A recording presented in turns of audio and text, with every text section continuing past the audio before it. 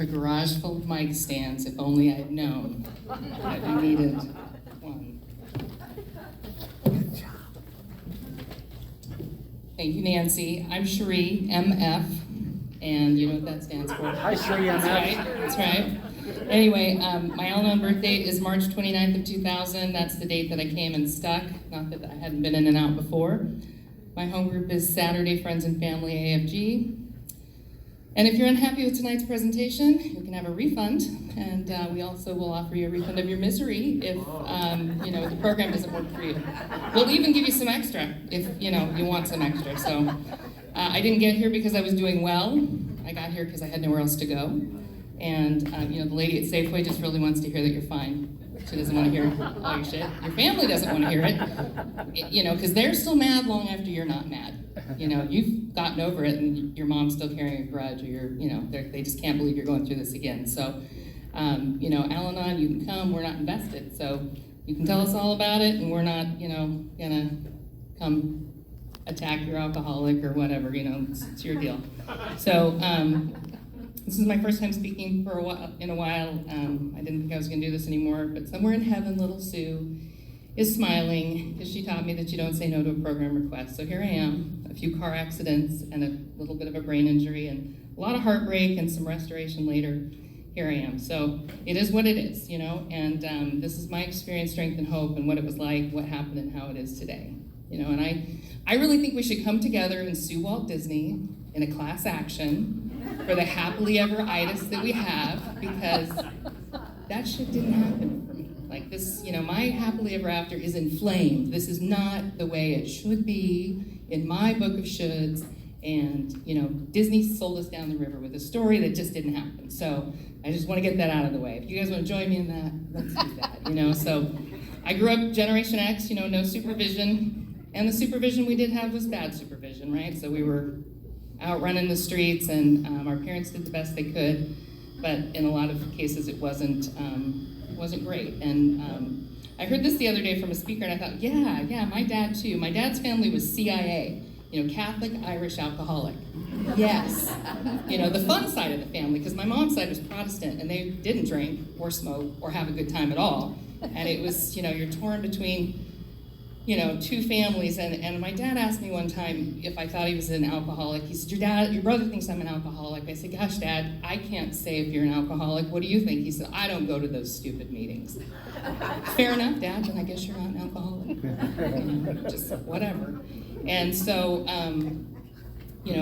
that's what I grew up with. A dad that was absent much of the time. He was on the road working. He was a good guy, but he wasn't there. My mom was there, but she wasn't there. Like, she was there, but she was just really naive, and she worked a lot, probably to get away from us because we were bad children, and I don't blame her. Because I think about it now, like, we would call her at work because we were fighting, killing each other, and she'd have to be called to the desk because, to settle a fight over the phone because her kids were bad. So I get it, but in a lot of ways we felt like we were raising ourselves, and in my dad's side of the family, sarcasm is kind of a love language.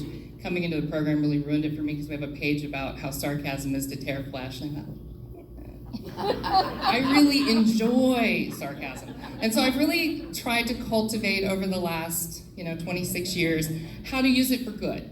I want to make you laugh without making you bleed. So, very rarely do I slip and hurt somebody. Usually it's a family member. If I do, it's not, I do my best, but I enjoy that, and I was raised on that. So that was, how we were growing up. And, looking back, I can really see that I have always been attracted to mind and mood altering people. My friends in school, I've run into them at like open AA meeting potlucks, like, oh, well, of course you're here. Why wouldn't you be? Like, you're fun. Codependents, we're not known for being fun. We're known for being safe, keeping you safer than you want to be, not so much for fun. So, I've always been attracted to those kind of people, and I have a God-shaped hole that I like to throw them into, That's why our symbol, my husband tells me this, our symbol is a triangle with a hole in the center, because we have a hole in the center. I think alcoholics do too, but that is kind of funny that we have our hole on the inside. So, I met him when I was 16, and and then things, we started down the lovely path of, addiction, and at some point he was, not being a really good guy, and there was some cheating, and I was calling counselors to thought, let's fix this. We'll just fix it. And the counselors would ask questions. I thought they'd just make me an appointment, but they asked questions like, well, is somebody drinking or doing drugs, or, and he smoked a little pot all day long, but it wasn't a problem because he didn't run out, so it wasn't a problem. And he drank sometimes, and I drank too. I mean, I wasn't old enough to drink, but that's part of the joy of dating someone old enough to buy, right? And so they just kept saying no, that we needed to address that problem, because people who use drugs and alcohol lie. And I'm like, yeah, they lie and they cheat. We're on the same page. Come on, but just do what I want. And so I finally got a counselor to agree to see us. She said if I would go to an Alanon meeting, then she would see us. So, okay, I can do what you want to get what I want. So I was 19, I went to my first Alanon meeting. It was a room full of old ladies. They were like in their 30s. And I was 19. I was sure I knew everything. And I was just, I don't know, I was, looking back, I don't think they said get a sponsor, work the steps, keep coming back. They may have. At 19, I wouldn't have, probably, because I was trying to get what I wanted. And so we went to counseling for a while, and the counselor said he's probably going to burn out or die around 45 or 40. This is what it is, the kind of person he is. And so I thought, well, I've got time. And you don't know me. I'm determined. I'll make this work. And so I didn't go back to Alanon. Life kept happening. 4 years later, I found myself back in Alanon. I was married at that point to him. And, and at that point, it was crack cocaine, which I didn't realize people did crack cocaine in Yakima, Washington. I thought that was a big city problem. I didn't even know what that was. So I found out this was, what he was doing, and, but hey, we were married at this point. He was on my insurance, so, I got him into treatment. I got him into treatment, and probably signed some papers for him. Forgery, I don't know, it's a community property state. I don't know. I'm sure the statute of limitations is up at this point. Anyway, so he went to treatment several times. One of the times he walked out at sundown and he walked up to the Pomona Tavern. It wasn't open, but he called me from the payphone. I'm sure they left that payphone active just for that reason, like for people who were walking out, with that riffraff just hanging out in Sela. And and I couldn't just leave him on the road to a treatment center because someone else might pick him up, right? Someone else who had just dropped their alcoholic off and needed a project or was bored or lonely or sad or whatever, right? So I had to go get him. And he told me it'd be different. He didn't tell me it'd be better. He told me it'd be different, and it was, because it's progressive, right? It just gets worse. And, so I started going to meetings, because somewhere in one of his treatments, they said I should go to Alanon, and I thought, yeah, anything to help my alcoholic, right? So I found a really sick meeting at the bus barns, and I went there for a while, and we would all just kind of come once a week and throw up on the table all of our issues and problems. It probably kept us out of jail. Probably kept us from killing alcoholics, but none of us were really getting well. And eventually that meeting folded, and we had to strike out and find other meetings. And I found a better meeting, a healthier meeting, and I found Sue. And that really changed my life, because she was a double winner, and she would tell me all kinds of cool things like, stick with the winners. The winners are the people who have what you want, do what they are doing, and I just, I remember meeting her for the first time, and I had this dog that was, I left it in the car at a meeting, and it chewed up my seatbelt and part of my Bible, and, like, this dog's crazy, and she's like, well, you just need to get another dog. You need to have two. I thought, yeah, because that makes a lot of sense. I got this crappy dog that's crazy, and I should just go get a second one. So I did. Yeah, she was right. It was good. And she knows things. She knows things. And, so, I started doing the things that, helped me be better, and I learned that, I kept thinking if he would just get sober, I would be better. I would be well. If you people would just do what I want in my world, it would be fine. Not realizing that by that point I had soaked in my cucumber had soaked in the pickle jar of life too long. I had been soaking in the alcoholism. I was affected at that point, and it wouldn't have been better. Like, I was sick at that point. I was in recovery like 5 years before he got sober, because God knew I needed 5 years of me getting better, because I was crazy.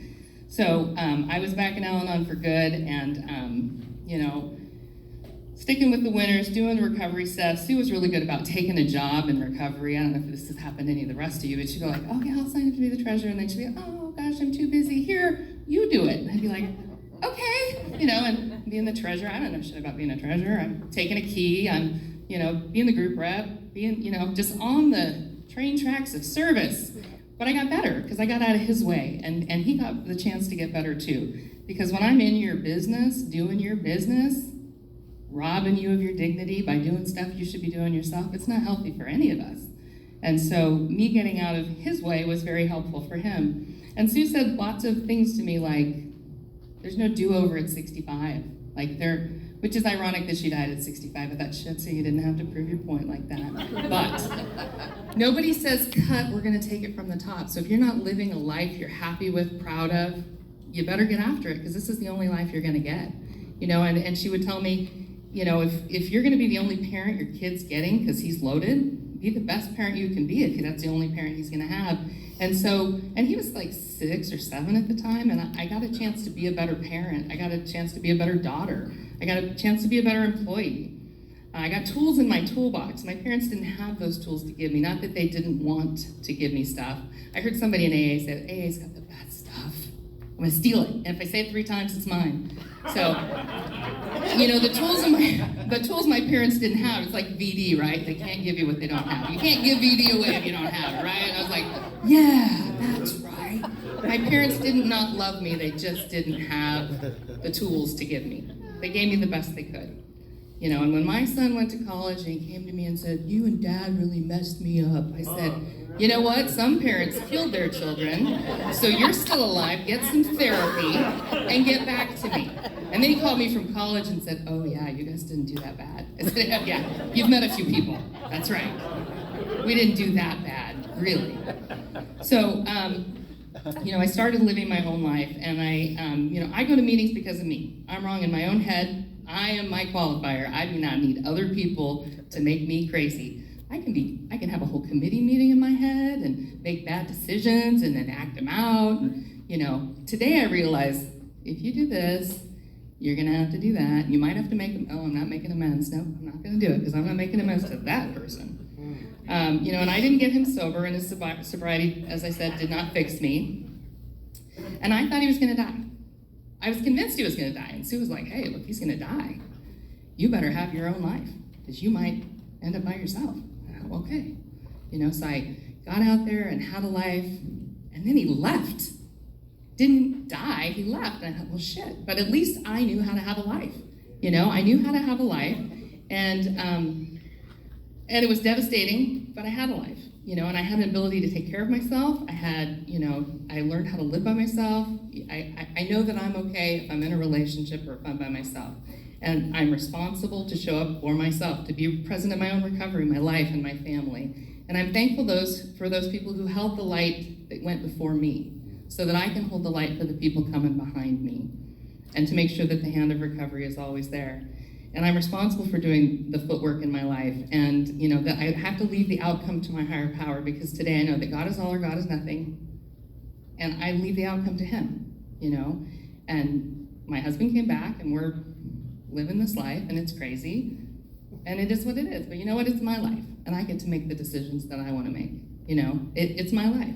And I get to practice deliberate forgiveness, because resentments are a killer, and I attempt to forgive as I want to be forgiven, although I'm the hero in every story I tell. Just ask me. And so there's a few things we didn't steal from AA, because we stole a lot from AA over the years. The traditions, the steps, blah, blah, blah. But we didn't steal. Acceptance is the key to harmony, because we don't have to. If we don't want to, we didn't steal that. And we didn't steal fear out to be classed with stealing. We can be as afraid as we want, but I choose not to today. But it's crazy to me. I'm like, this was some good stuff. Why didn't we steal this too? We didn't steal, we are not a glum lot, because sometimes we are a glum lot. Damn it, and we'll make you a glum lot too. We will drag you down and beat you with that. And we don't absolutely insist on enjoying life. I think somebody needs to rewrite some of our stuff. We can still steal this. There's still time. So, Today, alcoholics bring joy to my life. They are fun makers, because us Alanons aren't known for our fun. We're really glad you came to our party, because oftentimes you don't. You notice it's an AA roundup with Alanon participation, because y'all wouldn't come to an Alanon roundup. You'd be like, root canal that day, sorry. I think I'm getting a colonoscopy, I can't be there. Is that right? So the love of alcoholics and double winners in recovery helped me to stick. After all, loving alcoholics is what got me here.